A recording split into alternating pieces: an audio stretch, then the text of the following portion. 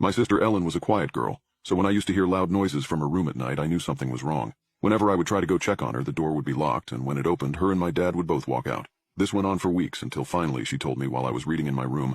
In her hands was clutched the positive pregnancy test. She was crying. I felt stunned. I didn't ask about the father. It didn't really cross my mind at the time. I just hugged her after the stun faded and told her we'd be okay. I went with her to tell our parents. Mom immediately burst into tears, sobbing and shaking her head.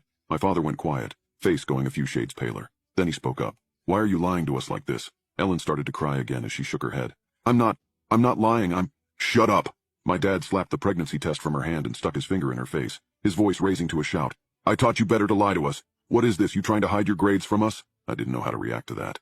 Ellen just sobbed and ran back to her bedroom, slamming the door shut. My dad turned his rage on me next. "Did you put her up to this? Do you think this is funny?" I bolted next. I'd never seen my dad this angry, and I didn't want to bear the brunt of his anger. I figured when they'd calm down, they'd see reason and help Ellen cope with what was happening. They didn't. Ellen tried to bring it up next morning with just Mom around, but her